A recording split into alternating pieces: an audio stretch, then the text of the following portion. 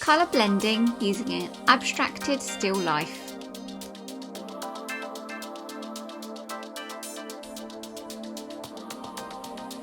Here's some resources you might need.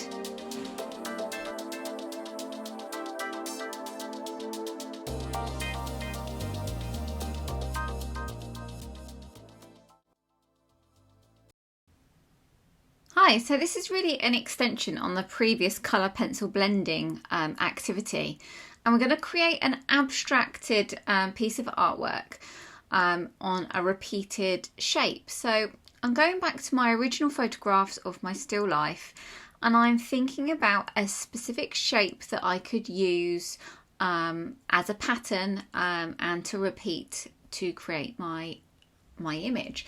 So I think this jug is quite interesting. So right now I'm not sure if I'm going to have one shape or a couple of shapes, but I'm thinking for me that I might link it all within these jugs. So first of all I'm doing is just cutting and pasting a few images that I like the look of, just narrowing down my choice and just popping them onto one page so I can have a look at them. So I'm just looking at different angles of this jug just because I think it's got an interesting curved shape. There's some interesting ellipses and I'm using Canva. You can see on Canva I just deleted the background of that image just so that the jug really stands out. And I'm just copying and pasting the last one onto my page so I can just see all the shapes together. I'm thinking I may choose one or two shapes to use as an outline for my abstracted piece of artwork. What I'm going to do is I'm going to trace these as well. So I'm not worried about my copying abilities. I'm going to trace around the shape of the object. Now you can either use tracing paper, a light box, hold it up against a window. In order for me to be able to film this, what I'm going to do is I'm going to use my iPad as a light box. I've just had to change the settings so that my hand doesn't move the screen. So I've just had to play around with those settings and just Googled how to just turn that functionality off to be able to use it as a light box. I've enlarged the image of my jug and I'm just drawing around the shape onto my piece of paper. Now the idea is that I'm going to move the page around and just keep on drawing the shape of the jug over and over repeatedly so that they overlap on my page. Now I did pick out 3 different shaped jugs, but I've actually changed my mind. I'm just going to repeatedly use one shape. So that's this large jug here, and I'm just going to use that as my shape to create my abstracted piece of work. And by tracing around it numerous times, I'm going to create lots of shapes within shapes and areas for me to colour in. You can see I'm turning my paper. I'm just having a look at where that shape falls on the paper. I'm having a look and seeing how it overlaps and how those different shapes interact with each other. What I'm looking for is to create enclosed areas that I'm going to be able to colour in. I don't want too larger open areas left. But also I'm deliberately trying not to make lots of tiny little areas as well. So it's about getting the balance just right, and each enclosed area is going to be coloured in slightly differently. I've just sped up this process while I'm creating my composition here, and I'm focusing on my overlapping shapes, which has been derived from my jug shape, but it really could be absolutely any shape at all.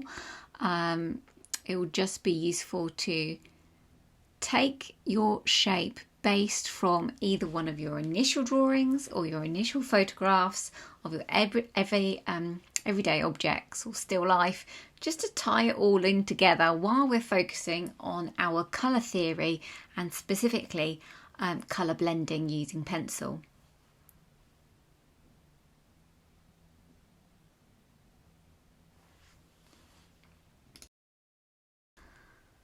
I've drawn my objects, so I've got a mixture of overlapping. I've got some objects trailing off into one side of the page, while just thinking about the composition. So I don't want too many tiny areas drawn, so that it's not too overcomplicated. But I'm just having a look and thinking, well, there, for example, I had quite a large area, so I decided to draw just another section of that jug over the top. Now, I have used an A4 piece of paper to create this, but I don't want to be colouring in a full-size A4 sheet of paper, because that is going to take a real long time, especially to the extent that we're going to be using our colouring pencils to blend in all those shapes. So I'm just cropping what I think would make an interesting selection. So I'm cropping down to about A5 or half the size of an A4. And I've chosen this area in the middle just because I had a little look and I thought that was quite an interesting composition, using a plain piece of paper just to cover up where I wanted to crop the area to. Now, the pencil that I'm using a B pencil. I think it's a 2 or a 3B pencil. It's quite a soft pencil. I'm using this so that the lines are quite dark and sharp quite well, but if I were you, I'd probably go for a HB pencil, a little, and not press too hard, quite light, so that your lines aren't as thick. That's what I would suggest anyway, but it's up to you. I've got a pencil to hand just in case I need to rub anything out, and I'm focusing on, I've got a selection of primary colours, that's my yellow, blue and red, and I've got secondary colours, that's my orange, green and violet. And as an extension from our initial exercise of the colour pencil blending, filling in that template, make sure that you've got that template to hand. We're going to be referencing that throughout, and using the same pencils that we did earlier to blend, again looking at our harmonious colours, but also focusing on the contrast between the colour temperature of warm and cool colours.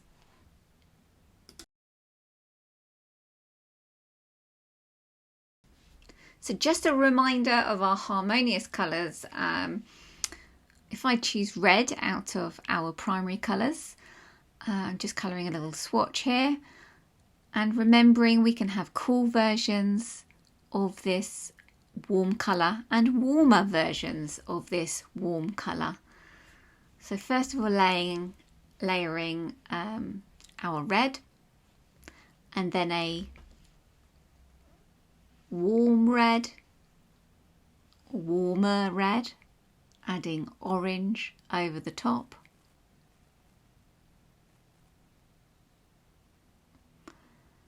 And then to cool it down, we're going to be using our violet pencil to create a violet red.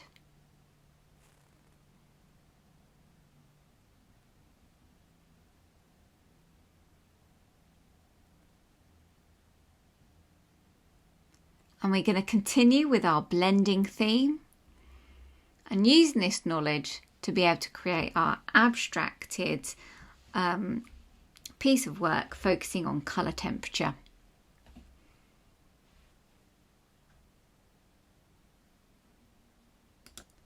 I've laid out my colour pencil blending template in front of me. I'm going to be referencing it continuously throughout this piece of work. First thing I'm going to do is focus on the warm colours, I think, just because it's quite easy for me to show as an exemplar, particularly with the red. It's a nice one to get started with. So I'm using my primary and complementary colours again, like I did in the last video. And you can see I've got my warm colours, red, orange and yellow. And each area is going to focus on one of those colours. But within the section, just like our blended boxes, we're going to layer that colour and blend it between, for example, here I've got red. I'm going to blend it using the red orange towards the other side, the red violet, to fill in that area. Now, before you start colouring in, it's really a good idea for you to set yourself some boundaries or set yourself a colour theme and some guidelines that you're going to work towards. Now, every person's piece of artwork is going to look different. You're going to have different objects that you've drawn around. You're going to overlap it in a completely different way to say somebody else or say that I have. Now, for me to complete my my drawing here, I've decided to have a bit of a random approach, and each area I'm going to choose whether it's going to be warm or cool and which colour to go for with a complete random approach. I'm going to work by eye and see what kind of looks visually appealing to me and what I think works well at the time. Now, you could set yourself a different set of rules. You could, for example, where the object is, you could say I'm going to colour those in all in warm colours. That will be the positive space, and where there's a background I'm going to colour them all in cool colours, for example. That's going to be the negative space. For my drawing, I realised that I didn't really have a lot of background, so to be able to do that I probably had just one centre block right in the middle as my negative space, so that wasn't going to work for my composition specifically. But as I said, you decide on your colour theme and how you're going to distinguish which bits are going to be warm colours and which bits are going to be cool colours. So I'm starting off with my warmer colours, and I'm just going to be blending in just like I did on the template beforehand, working on each block, layering up my colours. It is going to take a little while, so if you remember, I decided to crop my image down from A4 to A5, and this is because of the time it's going to take to really colour these in properly. I don't want it just a one layered approach with the pencil. We want a real professional look to it, and that takes time by layering it up, swapping over your pencils, and building that level, that depth of colour within each area.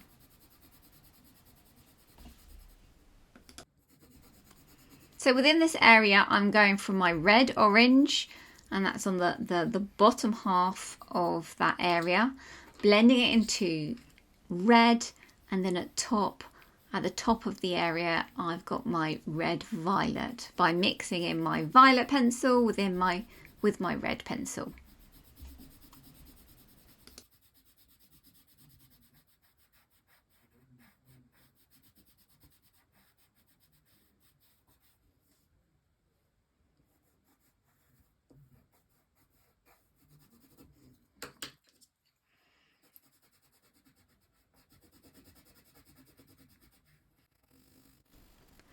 I'm now going to choose another area to fill in, and I'm going to continue with the warm colours. I'm going to opt for, I think, orange next. And so referring back to my template, you can just about see it above. My orange, I am going to be filling in that area with red orange from one side, moving on to yellow orange towards the other end.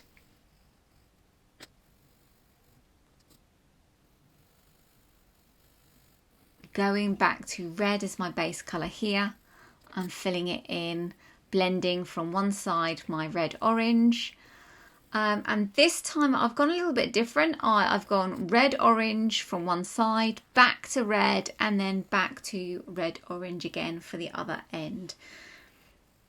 So again, you can set your own rules on how you're going to complete this, and everyone's going to be working a little bit different.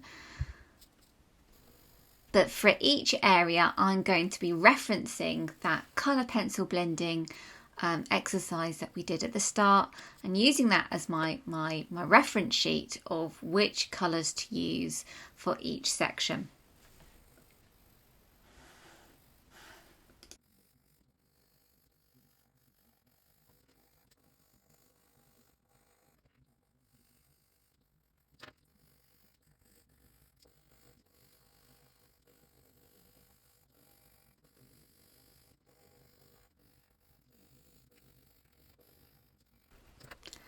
I've now moved on to yellow as my base colour, and again use my orange pencil to blend yellow orange into the yellow, and using a green pencil. So this is where it can seem a little bit confusing, but yellow being our warm colour and a cooler version of it being that yellow green. That's really our boundary point of the warm spectrum just before it tips into the cooler side.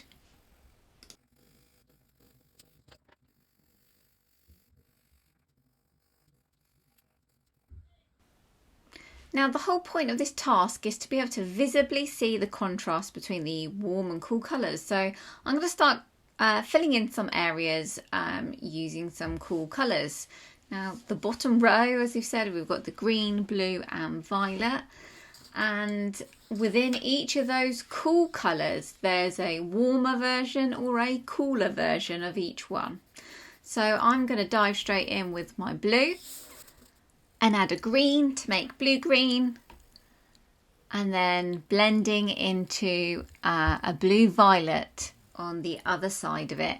So using the same colouring in blending principles as we've used all along, applying the pencil lightly to begin with, covering the area and just building it up layer by layer, swapping between my colours, ensuring that I'm able to blend those colours together. Now, like I said, I'm approaching these cool areas and warm areas within quite a random approach, and just visibly looking where I would like the colours to be placed within my piece. But you might be following some kind of guidance that you've set yourself. Like we said, if you've got enough background areas, you might prefer to keep all the background areas a cool colour and stick by those set rules. But again, that's completely up to you. For example, if you chose to trace around two different objects, you might choose where one particular object would be warm colours and the other object cool colours. Or if you had a single layer of a particular object being a warm or cool colour, and then where they overlap, indicate that as a different colour temperature. But again, this is completely up to you and how you want the finished outcome to look.